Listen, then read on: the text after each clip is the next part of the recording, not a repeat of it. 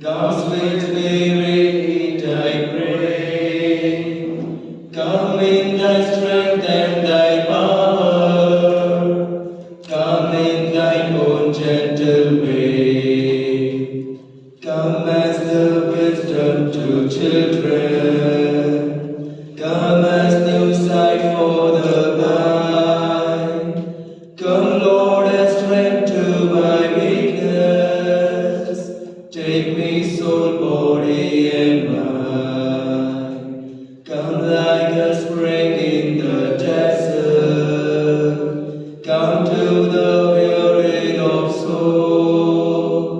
Lord, let thy sweet healing power touch me and make me whole. Touch me and make me whole. Please be seated. This evening we have with us Reverend Father Vinyan Das to speak on an important topic that we all should know about church, the Catholic Church in India, and in particular on Communio, India. Father Vinyan Das was born in 1982 in Vijayawada. Then he got interested in Jesus Youth and became its very active member.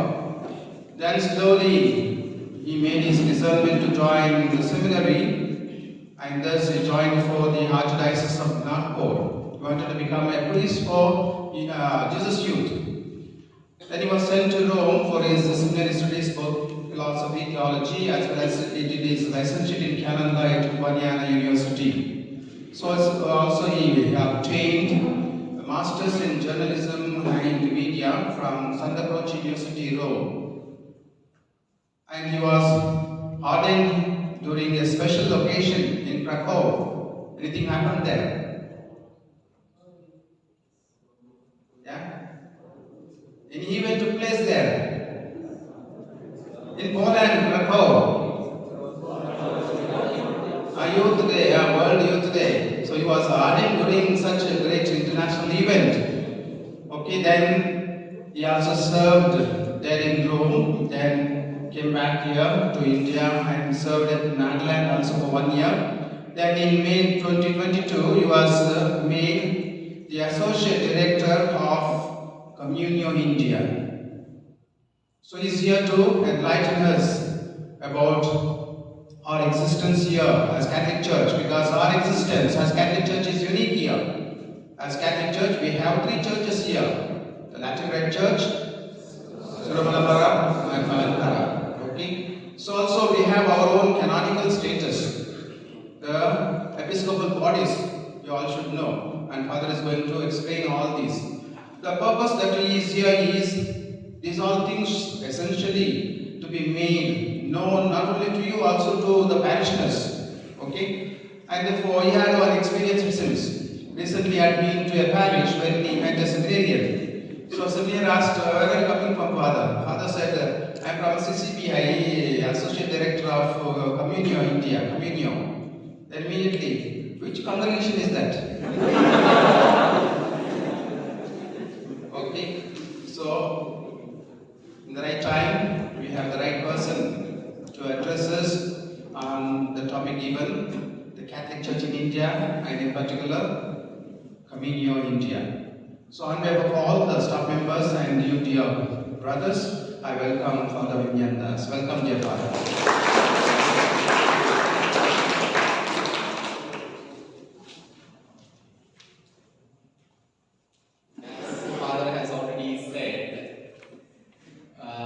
Next 40 minutes, I will be speaking about 3 things. First thing, a general history. You are all seminarians, you are studying, you know many things. A brief outlook, like maybe we'll just go through the history, how the church in India is over the years. The second thing I will be talking about the CCBI, Conference of Catholic Bishops of India. It's a Latin rite. Then third, I will be speaking little about the Communio. The Communio is a funding agency, I will be speaking about that also. So without wasting time, just let us go. So as this is very simple, you all know, in the Catholic Church, in India we have 3 rites. Totally we have 23 Latin plus 22 Oriental rites. In India we have Syro-Malabar and Malankara, 2 Oriental rites present. That much we are all aware. And regarding the statistics, Latin dioceses we have 132 dioceses total, and archdiocese around 23, and bishops in the Latin Church 187. These include emeritus bishops also, still who are living in India, auxiliary emeritus and people who are in the active episcopal ministry. And coming to the Syro-Malabar Church, we have 31 dioceses and 2 apostolic visitations, and 4 dioceses outside, and around 63 bishops. Total faithful, we have 40 lakhs. I will tell a story that is also related to the history of India. 2 days, 3 days back, we celebrated Feast of Saint Francis Xavier.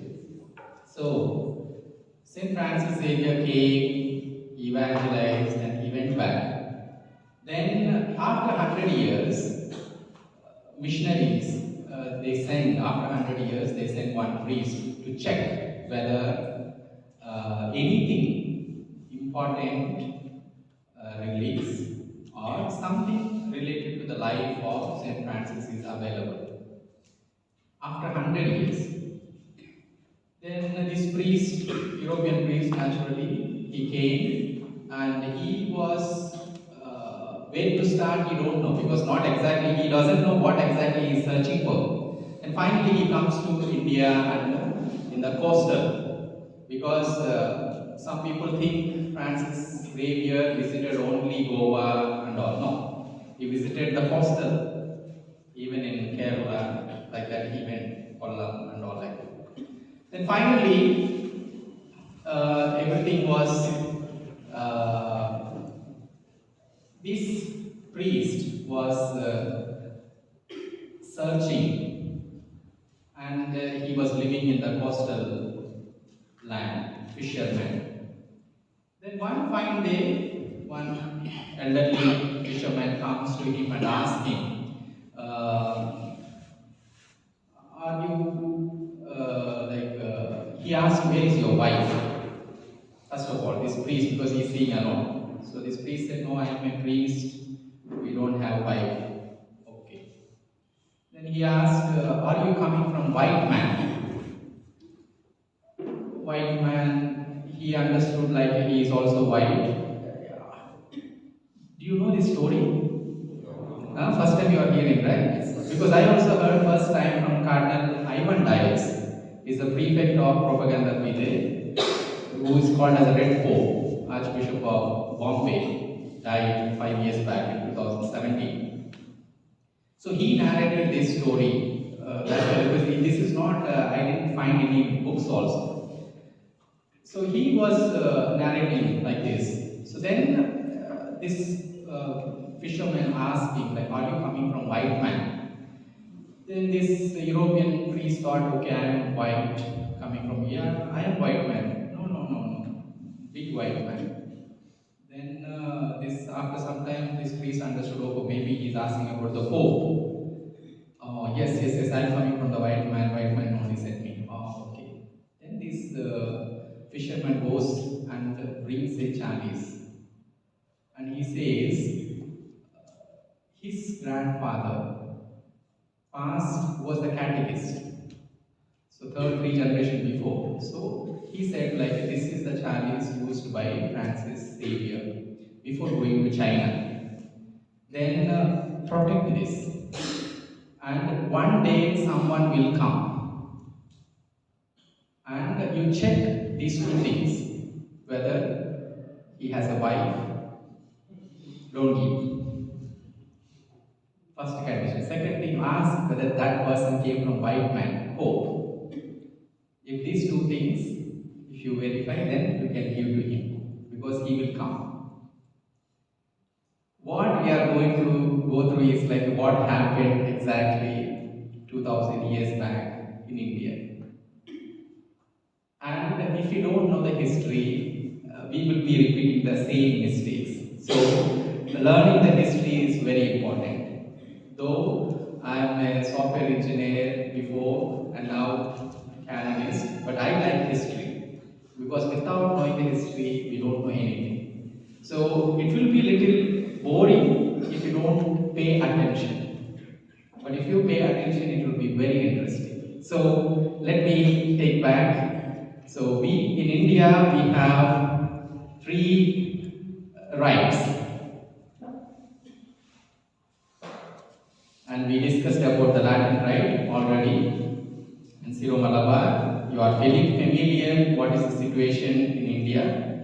Just going through. And Malankara we have 11 dioceses, and total faithful around 5 lakhs, more or less.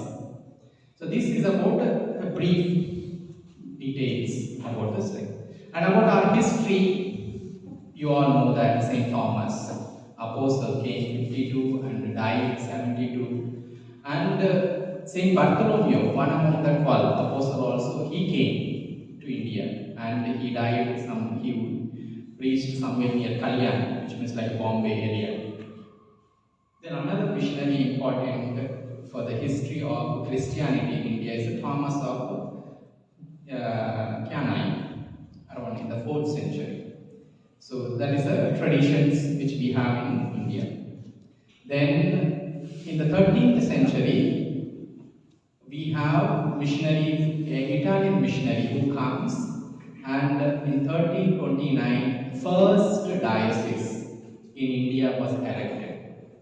That is Koilon diocese. Anybody is there? Somebody signs. Oh, get up. It is a proud. Just get up. So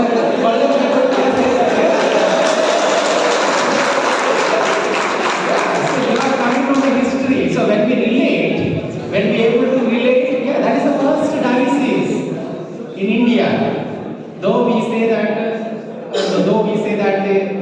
Thomas came, St. Thomas, but officially as a diocese.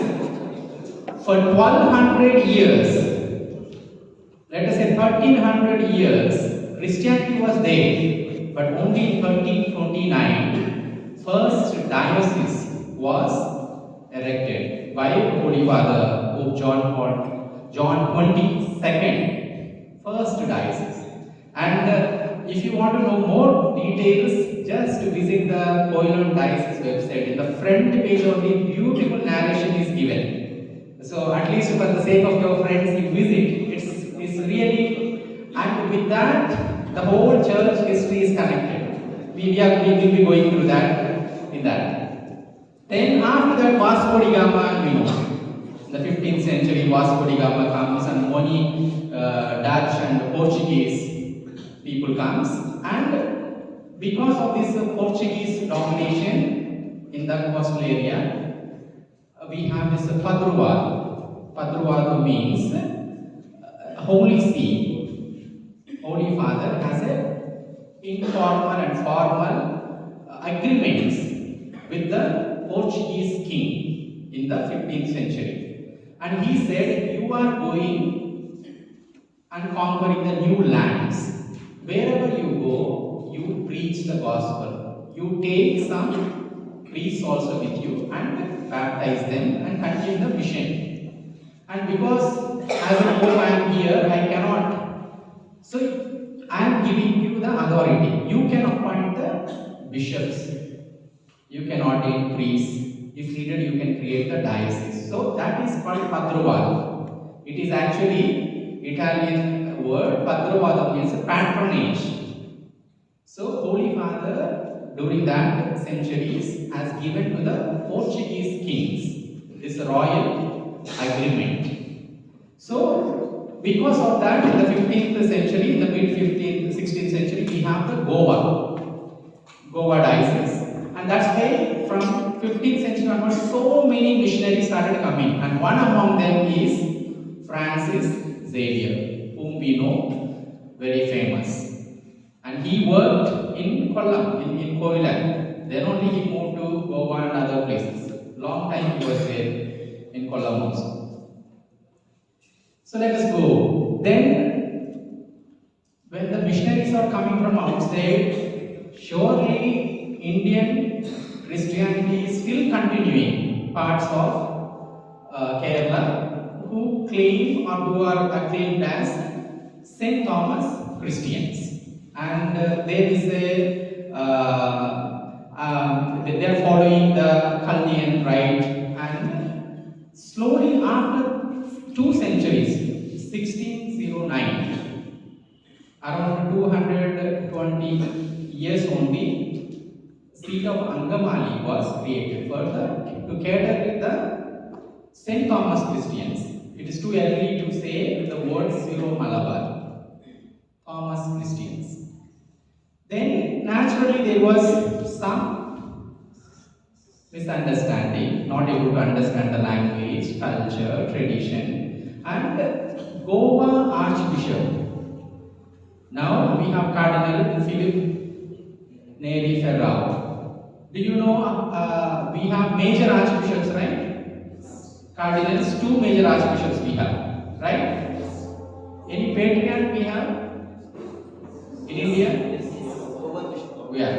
So Goa Bishop traditionally has this title, Patriarch of the East Indies. So when during the Padrovado, Goa Bishop has whole East Indies, India and neighboring countries, going till Singapore and further. So Goa Bishop can decide.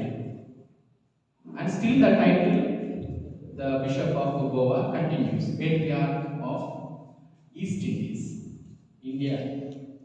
Okay, so during 16th century, at the beginning of 17th century, we have this synod, and during that synod, there was some tussle between the traditional group and new alliance. And after the synod, Pope has appointed one bishop to take care of the Thomas Christians. But let us see, in the 1610, this bishop has limited the jurisdiction of Saint Thomas Christians. So it is written here north of Malabar to south, which means practically Kerala, because that time the word Kerala is not there. Because different kingdoms travel over different things. So to make sure from down to top, that is the jurisdiction for St. Thomas Christians, and only that was lifted in 2017 by election of the Shamshabad diocese, so that Syro Malabar also have the jurisdiction throughout India. So in after Synod of Dimberg, we have these 2 new alliance or old alliance, Puthenpur and Panippur. So this old Paraya court, I'm from Andhra Pradesh. I can read little Malayalam, but maybe sometimes pronunciation will be difficult. So these people were obedient and they stayed back with the Pope. And other group, they went and they joined the Antiochian rite, Syro-Orthodox, and that's how we have this Malankara tradition evolved in Indian church. And within the Malankara church, people who left after that Conan Kurish episode, within the Malankara, there were so many divisions. All these names, Syrian Church, Jacobite, Malankara Orthodox, Malankara Marthomite. But all these Malankara tradition, they follow West Syriac. We have this East Syriac, West Syriac. It is very simple. Like when you see the map, Iraq map, what is left side and what is right side. That's as simple as it is. But language and lot of symbolism differ. That is the only thing. And Malankara uses the West Syriac, and the Chaldean church, that right, Chaldean tradition uses the East Syriac. Then in 1659, Vicariate of the Apostolic Vicariate of Malabar, now the present Verapoli Archdiocese, that was formed, and all the Thomas Christians again were put under the administrator of this Malabar Apostolic Vicar. In the 16th century, the see which was created for Angamali for Thomas Christians was suppressed, and they were put under the Verapoli. And that's how this word, before coming Verapoli, it is the Apostolic Vicariate of Malabar. Then the people who follow the Syrian liturgy, they started calling Syro Malabar within the jurisdiction. Then in 1886, officially Indian hierarchy was established, erected. Few dioceses, few provinces, and a few prefectures, with a different, in view of making dioceses in the future. So again here I have highlighted Koilon. What happened again? Why Koilon comes here? First, 13th century, we have the diocese. The first bishop was there. He dies. After that, one papal legate comes. 16 months he serves. He dies. Then there was a dark age. There was no bishop. Then slowly, these dioceses attached to the Padurwada under Goa. Then slowly, Goa established Cochin diocese. Cochin diocese, if you see the history of Saint Devasahaya, he is under Cochin diocese, the territory. And even if you go and see the Singapore Archdiocese website, Singapore was under Cochin diocese in the 17th century. So huge it is. Then in the 18th century, the end of the 19th, beginning of the 19th century, Pope Leo XIII established the Indian hierarchy, removing the authority of Padurwada, Portuguese, because initially Portuguese domination was there, but later 18th, 17th century we have British. So naturally there is another fight. So naturally Pope has revoked, and he established directly from the hierarchy nominations from. And that's how these dioceses came in 86. And in 87 again new dioceses were erected. And in 87 officially Syro-Malabar Church was formed. And permission was given by Pope Leo XIII. In 92, 30 years back only, Syro-Malabar Church has become the major archiepiscopal church with the synod and all these faculties, Sui Juris Church we say. And in 1960, Archbishop Eugene D'Souza, he is Archbishop of Bhopal, but before that he is the Bishop of Nagpur. First indigenous bishop, means like an Indian bishop. Before that, 9 bishops were there in Nagpur, all are French missionaries, MSLS. So he is the first one, Indian bishop, participated in the Second Vatican II and all. Then he was made, when he was made Archbishop of Bhopal, he invited the Syro-Malabar missionaries, CMI congregation, Christ University you have, right? So that follows. So they started going in different parts of North India, and slowly, eventually few dioceses erected apart from. And faithful were under the jurisdiction of the Syro-Malabar bishops from last, let us say, 40 odd years. Then slowly other dioceses also evolved. In the previous slide you see, though 9 it is written, only 6 names are here. Because other dioceses, in 87, Pope John Paul II gave the permission to erect a diocese in Bombay region, Kalyan diocese, for Syro-Malabar faithful.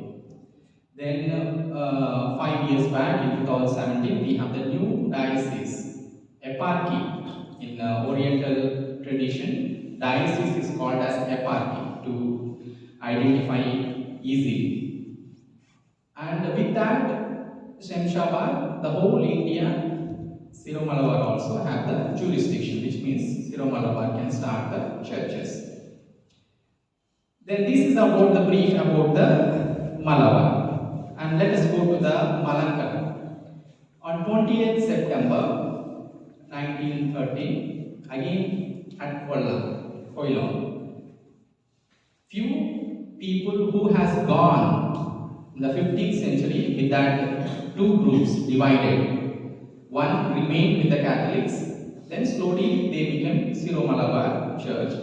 But others, they went and joined the Antiochian tradition, started calling themselves Malankara, Malankara Orthodox, Malankara Jacobite, Marthomite, so names.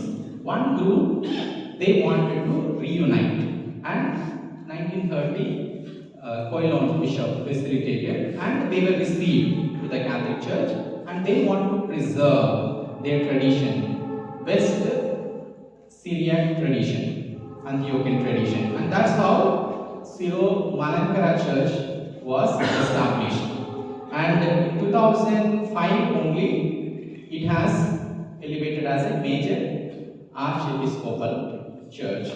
Then 2015, Malankara Church also got the jurisdiction all over India. So we find few dioceses outside Kerala also, for Malankara also. So this is the complex reality of India. When we say Catholic, it's universal. So it's not like universal does not need to be uniformity. So when you are different, that also is a beauty. So in 2017, Pope Francis wrote a letter to all the bishops and faithful, and CCBI also clarified there is no permission required from any competent authority to administer sacraments to Oriental faithful who are frequenting the Latin churches. In the canon law also, I think 844,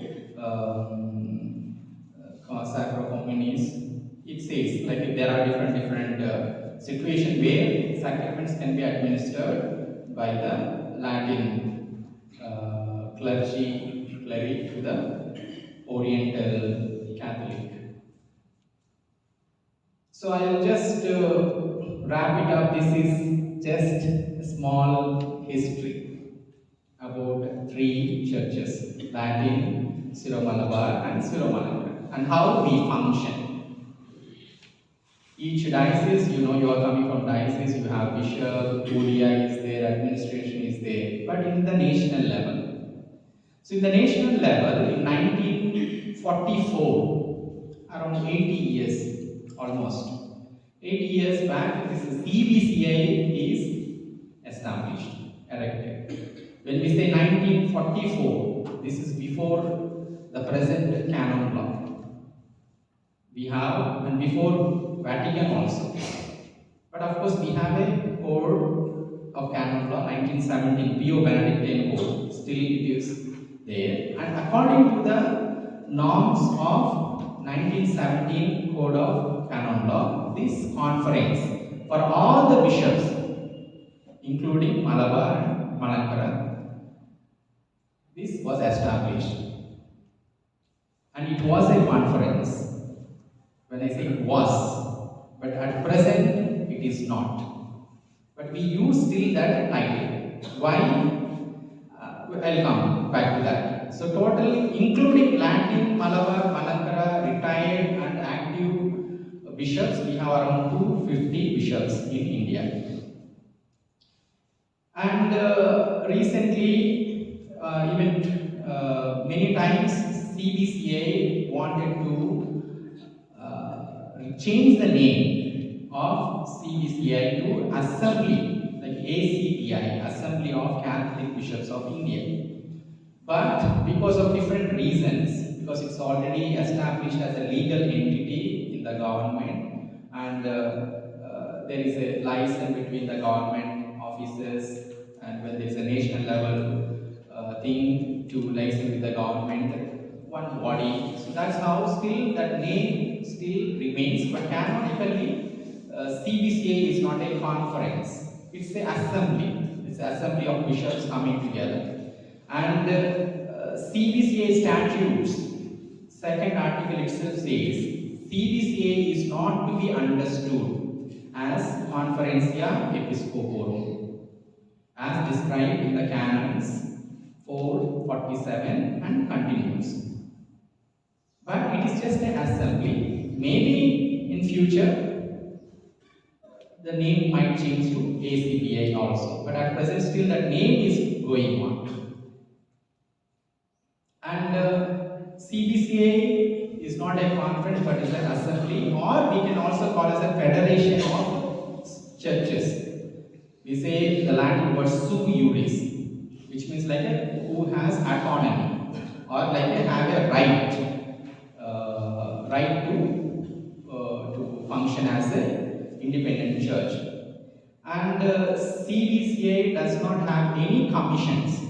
Before it has, but now it doesn't have any commission, because commission is a canonical word, and only CCBI has the commissions. Of course, other sui juris churches, Siro Malabar, Malankara also have commissions, parallel commissions, but not the CBCI.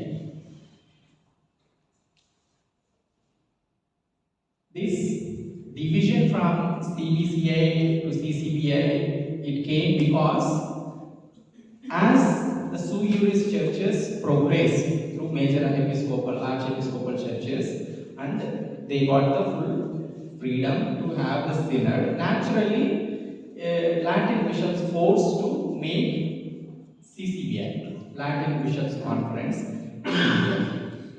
And CCBI, which is Conference of Catholic Bishops of India, established in 1988.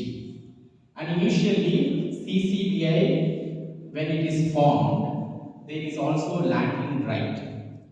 CCBI hyphen Latin Rite. But in 1994, when the statutes of CCBI was approved by the Holy See, Vatican asked to remove that Latin Rite, because the whole church follows the Roman Rite. Only other 22 groups, Oriental churches, which Rome consider as small churches. When you see the global scenario, so those churches only identified with a particular name, but you don't need to put a Latin Rite. So that's how that word Latin Rite is dropped. And still some people argue in the Facebook, sometimes if something is posted, they say like you have to identify yourself as Latin Rite. Anyway, so that is the thing. But initially the Latin Rite word also is there, but Holy See only asked to remove. And that's how this CCBI started functioning. And 1983 we have the revised code after Second Vatican II.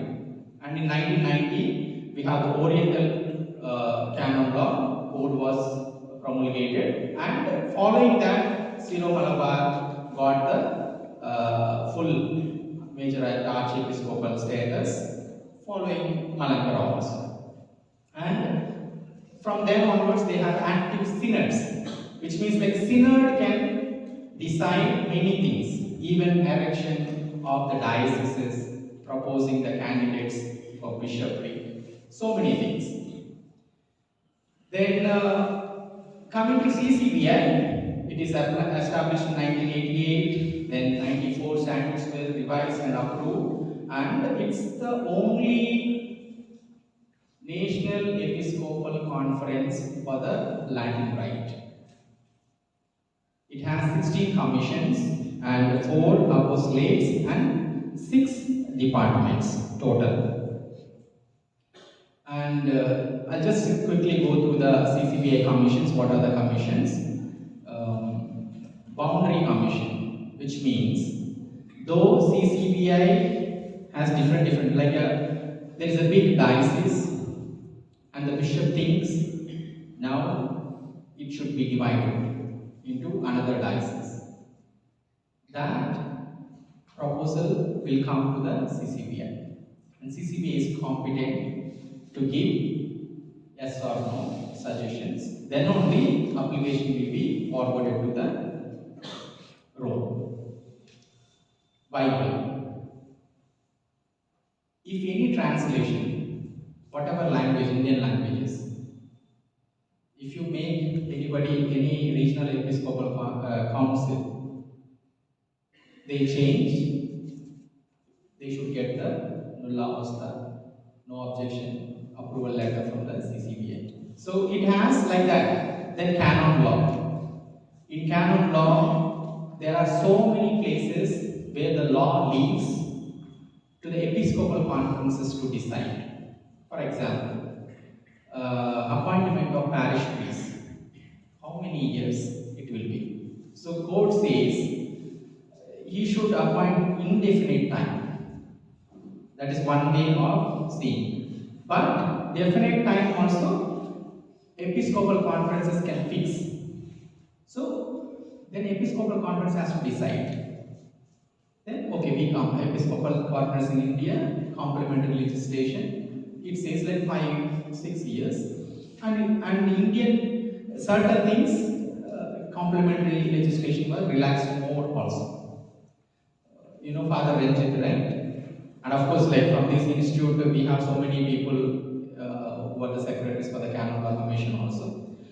Which means like where the court relaxes for the episcopal conferences to decide, CCBI will take it and it will be voted by the bishops, and then it will be sent to Rome, and then officially complementary laws will be promulgated, and so on. So there are different commissions. Each commission works in the national level and all. I'm just you can just have a look.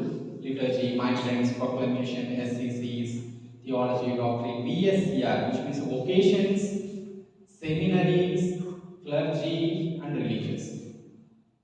Maybe hopefully Father Charles Leon will come once in the future to address all the seminaries, vocation related, priests, religious, includes in one commission. Arms, CDPI, and all other things. Though they are departments, but they are connected with the VIP, BSCI, women, youth, different things. And Communio is one of the department. We'll just get into that.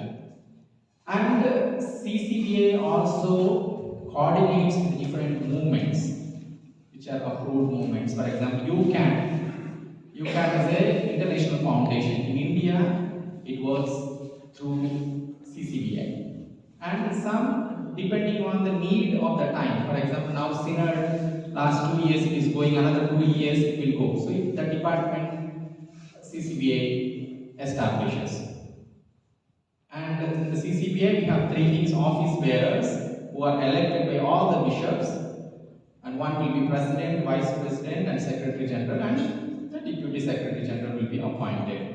Executive committee.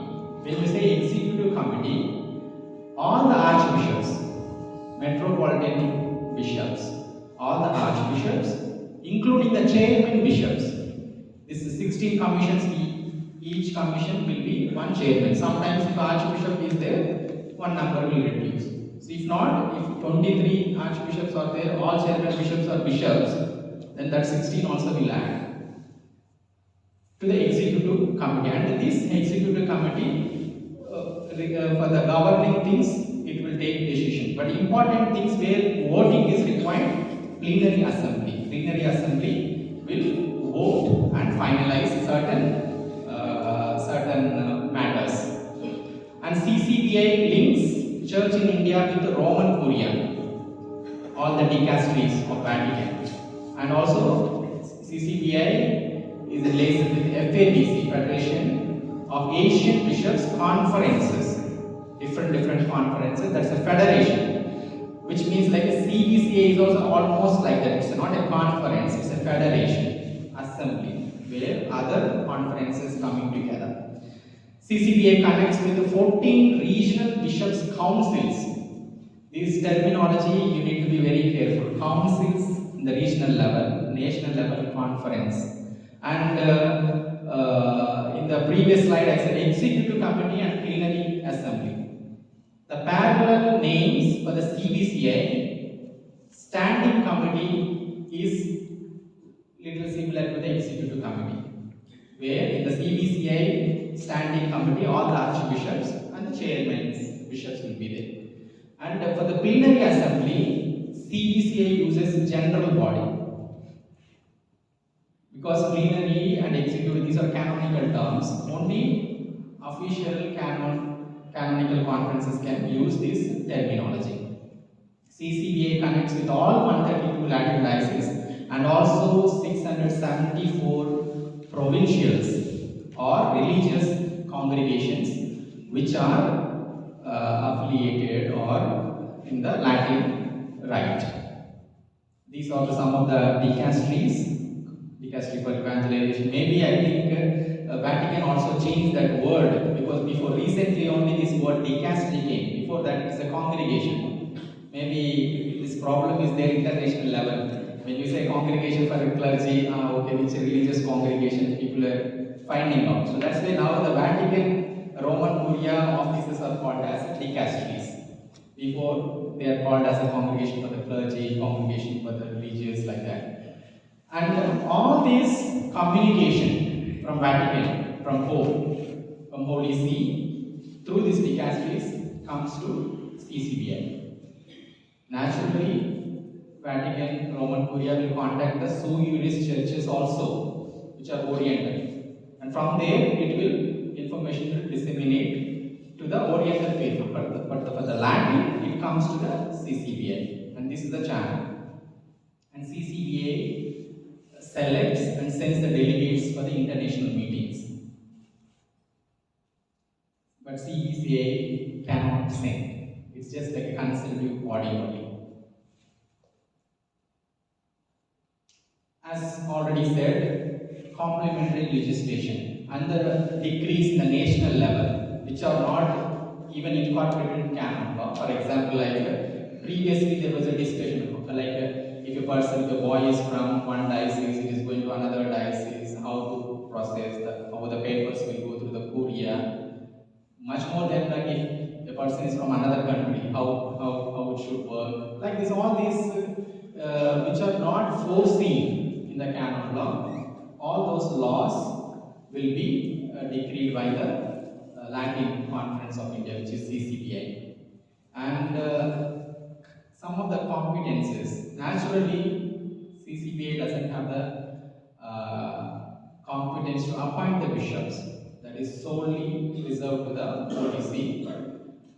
But for the bifurcation, as I already said, the boundary commission. If any changes on the boundaries, it will come to the CCBI. And even raising a diocese to an archdiocese, that also will happen through CCBI. And any church to be raised as a basilica or national shrine, that also competence is with the CCBI. And only with the resolution in the CCBI, application will be forwarded to the Holy See, or else it will not be accepted. And CCBA is responsible for the magisterium and to keep the code of law and also word of God. As I said, like imprimatur, translations. And also disciplinary inquiry matters. Any problem on priests, bishops, CCBA has the competence. Here I wrote only about the priests and bishops, even the religious congregations. For example, there is a big problem in a religious congregation. They are not able to find a leader.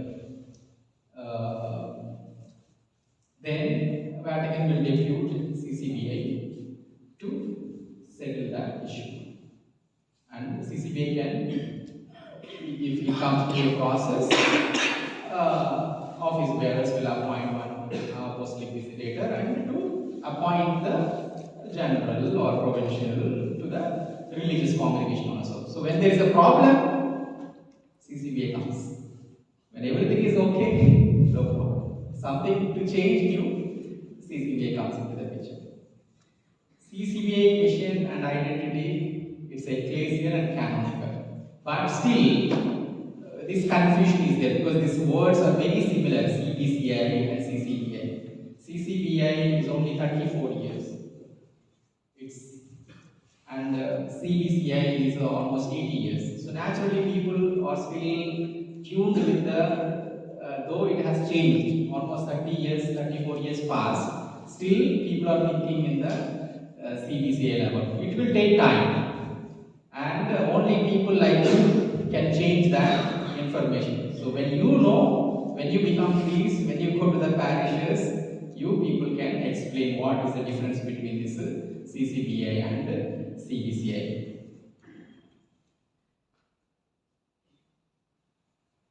And in the CBCI, as I already said, these canonical terms, commissions cannot be used.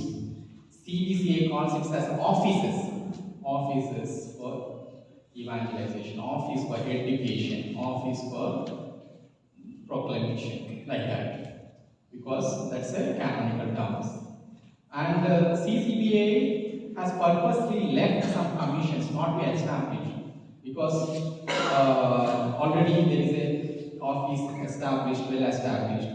For example, like a youth, agreement between the CBCI and CCBA not to, because there was a lot of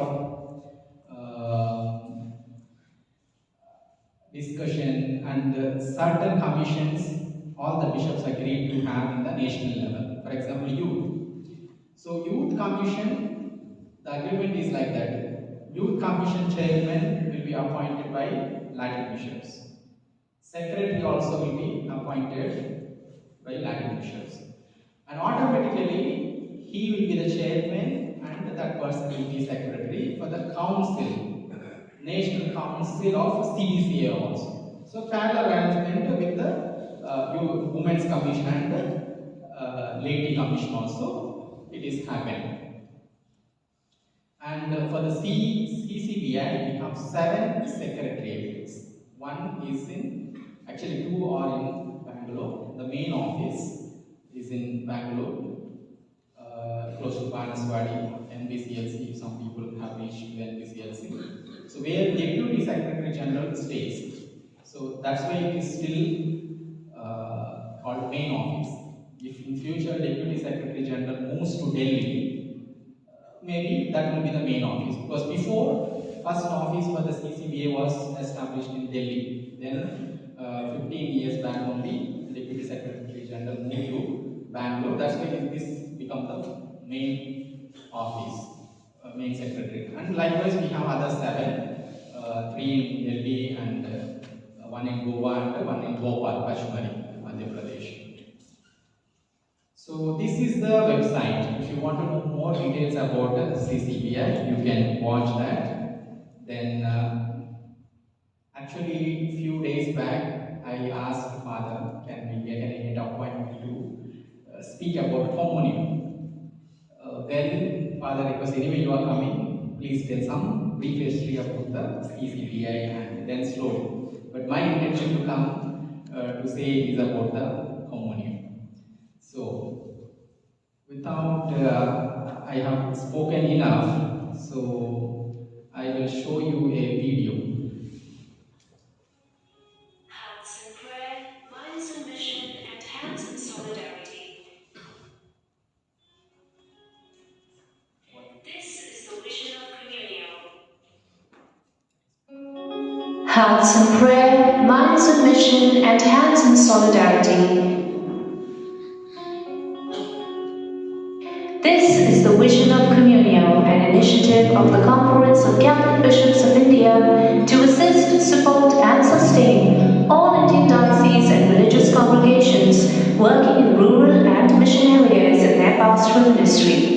After the launch launch of the CCBI National Pastoral Plan 2013, the idea of Communio was conceived. Growing in different stages, it was brought about with the announcement of the celebration of the extraordinary Jubilee Year of Mercy in 2015 by the Holy Father Pope Francis, and with the canonization of Mother Teresa of Kolkata in 2016, a model of mercy and compassion. The historical decision to establish Communio was made during the gathering of the executive committee members of the CCBI at St. John's National Academy of Health Sciences, Bangalore, on 20th September 2016. Communio finally saw its light in 2017 at the 29th Plenary Assembly that was held in Bhopal. The first ever Communio Sunday was then observed at a national level on 2nd December 2018, and since then it continues to be celebrated every year on the first Sunday of Advent. So, what does Communio do? Communio encourages every Catholic to pray for missions and missionaries. It facilitates the formation of missionary disciples who live the joy of the gospel.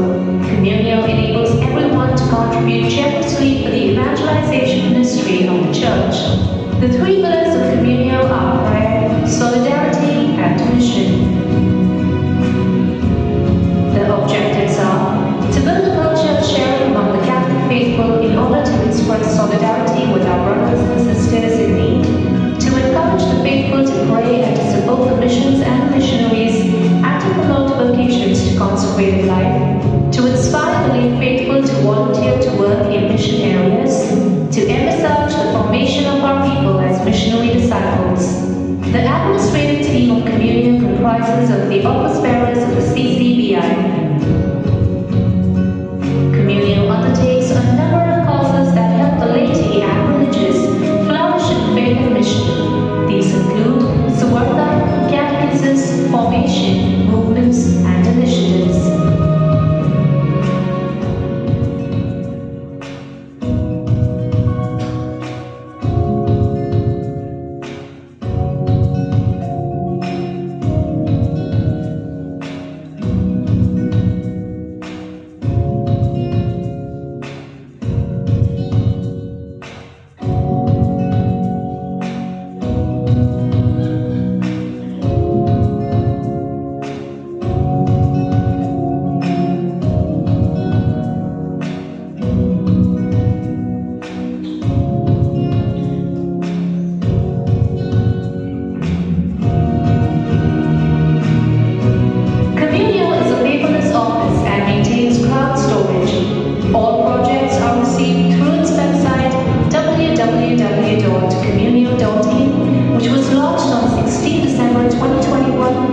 Communio also seeks to spread its wings of evangelization through digital platforms.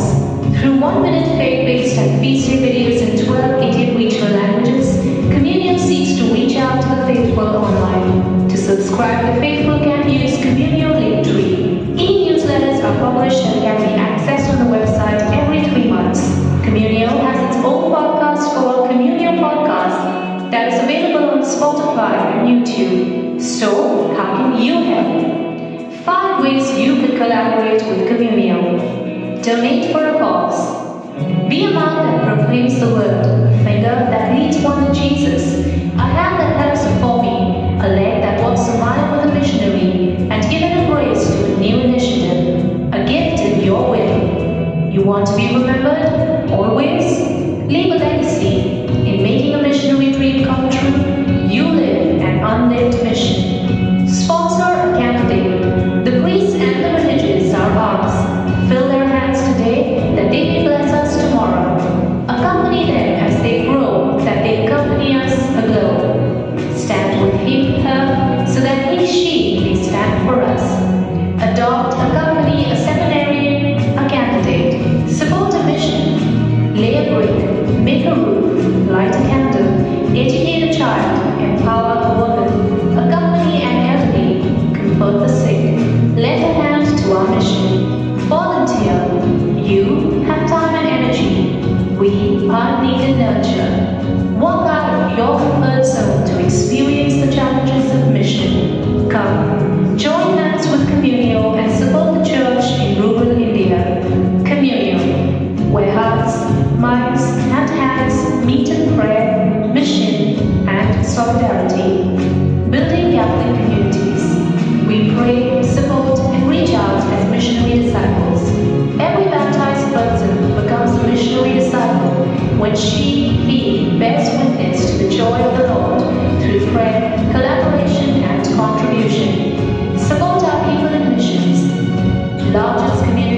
solidarity. Let us make our church self-reliant. Share your time and resources. Assist Communio to support our missionaries. A small offering from you can make a huge difference.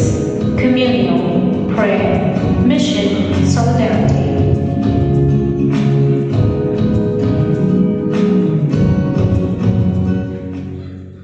So I'll stop here. In nutshell, Communio is a funding agency. For every mission evangelization, we need money. Without that, we cannot do. Of course, there are different ways. So Communio helps financially. There are 30 categories, and as you saw, it will help the seminaries, seminarians also to construct the chapels and all. But where this money comes? Money comes from the faithful only.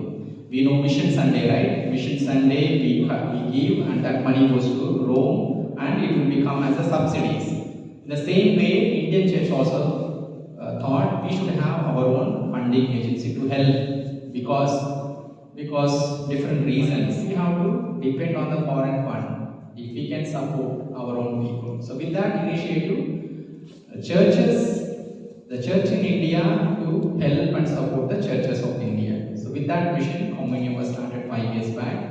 And Communio Sunday, though it is said first Sunday of Advent, every bishop in the diocese is given the freedom to make it on another Sunday also. Around 132 dioceses, more than 90 observe on first Sunday of Advent. But other places, they observe different Sundays. But one Sunday collection comes to CCBI.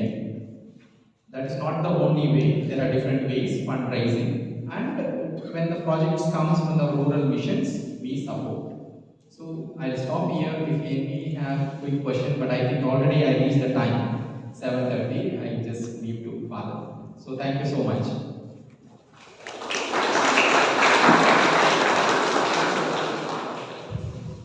If anyone has got any question or looking for clarifications, come forward.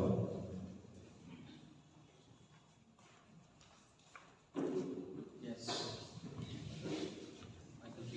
Thank you very much, Father, for your beautiful presentation as a way of enhancing what you say. The CCBI and CBCI. In fact, CBCI worked as a conference earlier, and what I would like to say a word about that regarding the CCBI is thanks to Pope John Paul II after his visit to 1986 to India. Then it was his initiative to create the CCBI as a conference, and therefore it was in a way it was his initiative.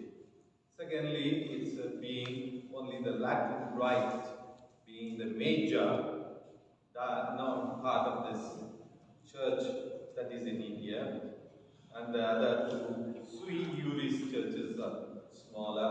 They did not consider any further the CBCI as a conference. What you say is correct.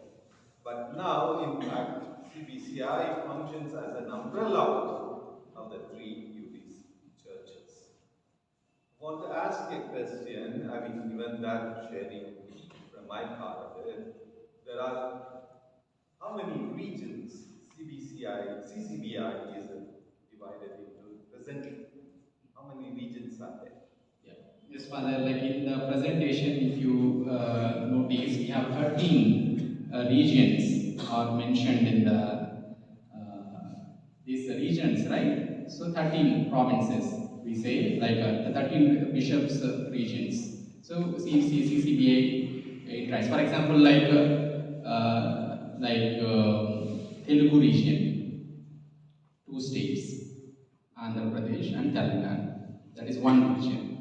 Then, likewise, when we say Agra region, not just Agra, other 4 provinces, which means 4 archdioceses, Delhi, Jammu, Kashmir, and all other things. So 13 regions we have automatically, yeah, or Latin provinces.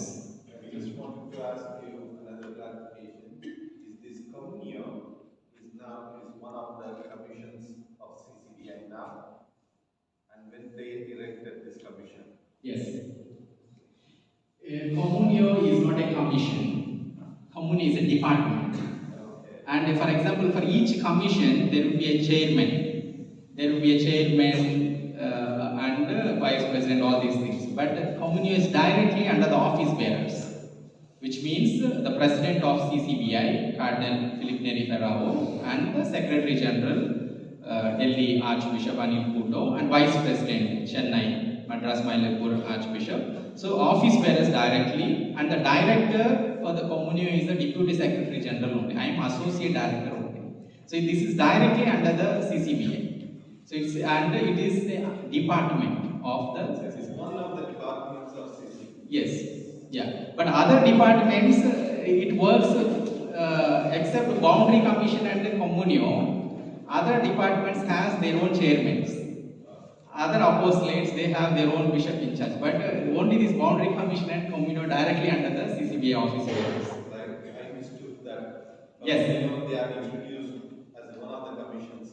No, not one of the commissions, it's a department. It's a department. Thank you. Thank you, Father.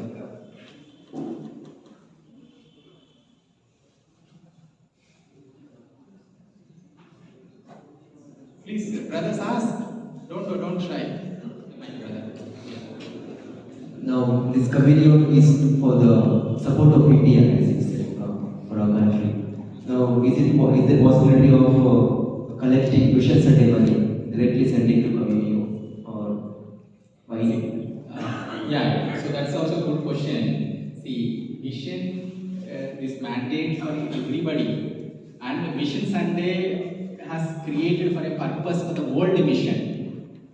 And whatever we collect, actually, let us say that if we raise some 100 crores, let us say, through Mission Sunday collection, and we send to Rome, more than half of the amount comes through subsidies. For example, I don't know about Pontifical Institute St. Peter, but many other seminaries, for the maintenance of seminaries, we get the subsidy from the propaganda fee. That money comes from the Mission Sunday. So already Mission Sunday collection, that is already divided for the different sources. And there are two things intention of Communio is started, because even this PMO is also under CCBI.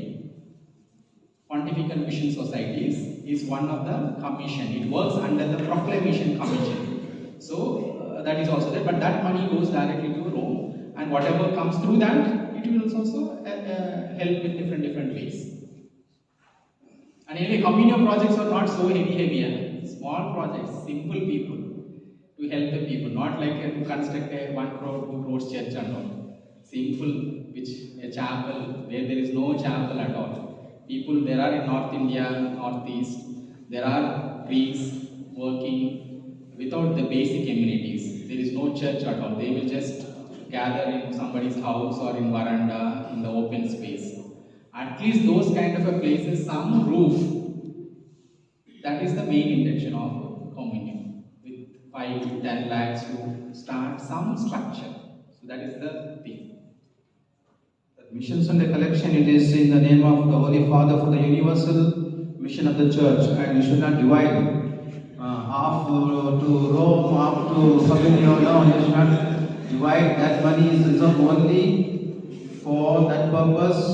In the name of the Holy Father, it has to reach the Holy Father, and the Holy See will distribute accordingly. So don't inculcate that kind of technique of dividing Mission Sunday. It's not allowed. That's why Communio Sunday we have separate the first Sunday of the Advent. On that day, whatever collection is made, it is sent directly to Communio. But as brother said, already some diocese, some places it is happening like that. But because that's the easy way, right? Anyway, please, brother. Yes. Communio is one of the departments of CCBI, and you said that first advent of the Latin Rite churches or other Rite churches will be given, and the help is only for the Latin Rite churches or the other churches also?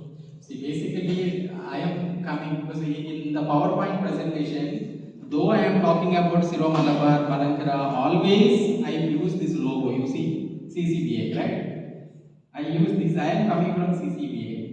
CCBI and Communio is a department of CCBI, which means it is for the Latin diocese and it is for the Latin people. Money is collected from the Latin people. It is given to the Latin churches. And parallelly, these kind of organizations are there in the other two sui juris churches also. Communio name only it is coming, but maybe Siro Malabar Malankara has a different ways of supporting parallel thing. But in Communio we have different things, not just like a money thing. As you see, digital evangelization is there, 1 minute video is there, and Communio is not just to raise the money and send the money, to create the mission awareness. If some people want to go for missions, like lately, to facilitate that also. So short-term missions to facilitate, formation, so many other things are there. But funding agency as a one nutshell, the main to support, to raise, it's like to create a culture of solidarity. That is the intention. That's why these three pillars: prayer, mission, and solidarity. So this is the three pillars. But the main thing is supposed to financially also. Yes, please, brother.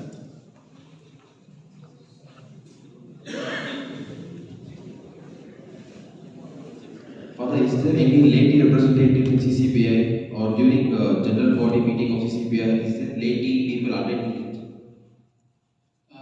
It's like in the plenary assembly, you need just like auditors or to.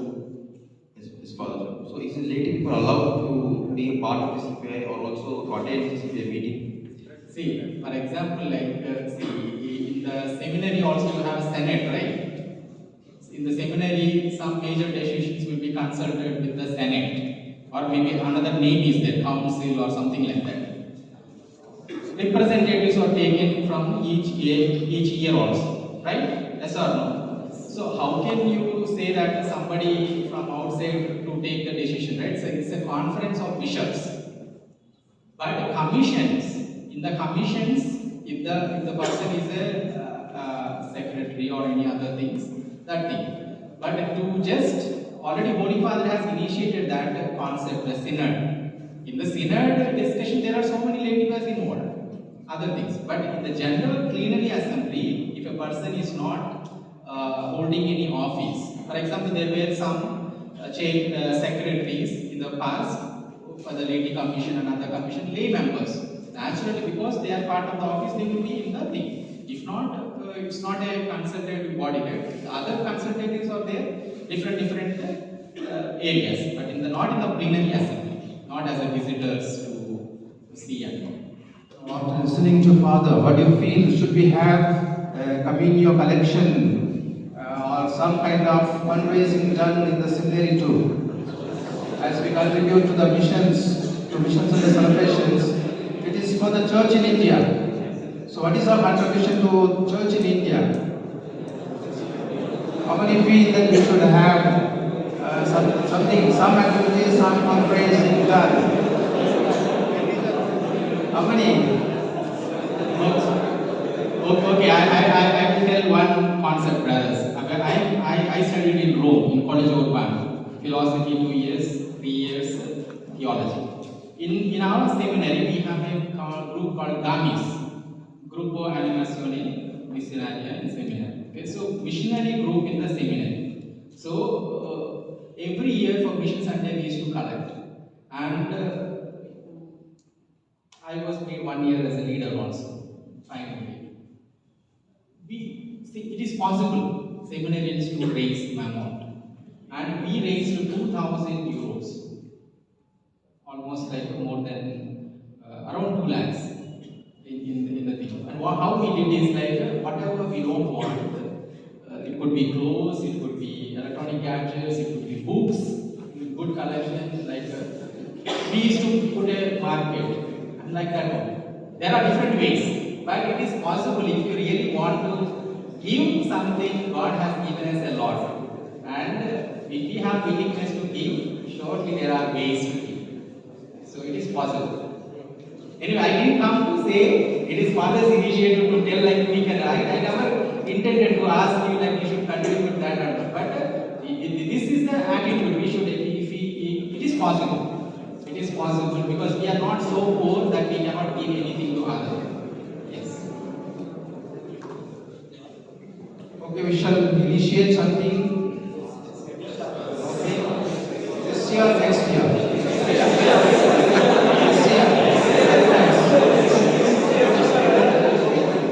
Let us see how we could actually do something and contribute to Communio. Anybody else? Any last question? Yes, please.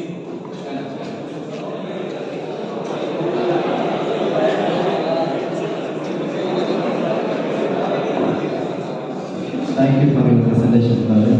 There is another funding agency in India we call that is Caritas India. What is the relation between Communio and Caritas India? See, Caritas is the international body. In India, it is called Caritas India, Caritas International. Caritas, when you say, is a charity, basically for the social causes.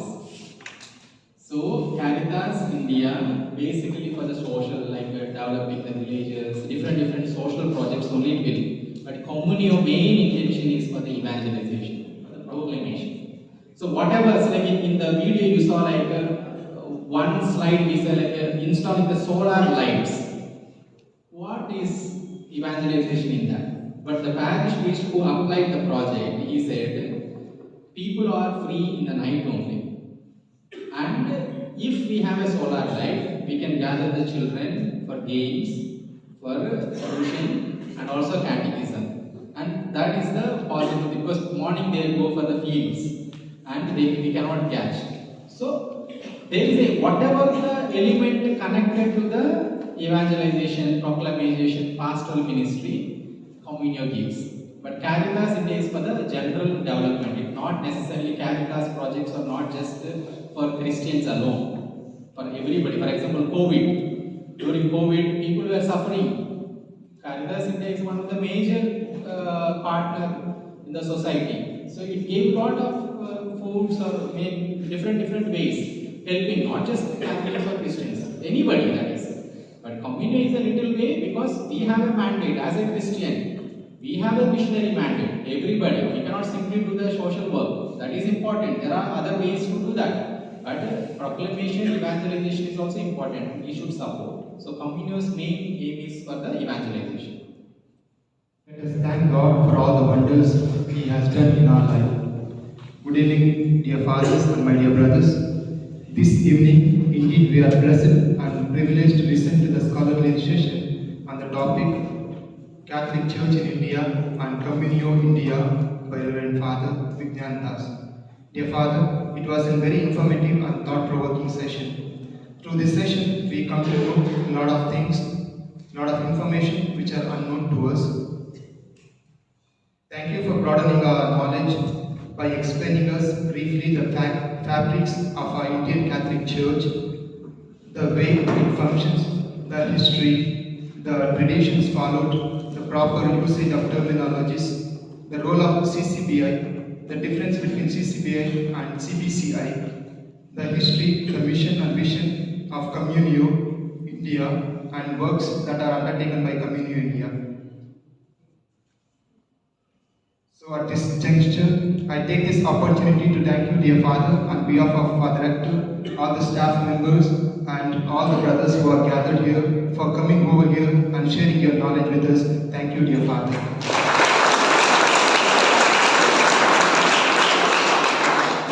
I also extend my words of gratitude to dear Reverend Father Rector for arranging this scholarly session to enrich our knowledge.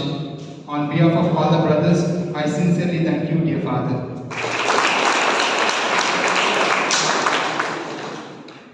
I thank all the brothers for your active participation. Thank you, dear brothers. Now you may go for your supper.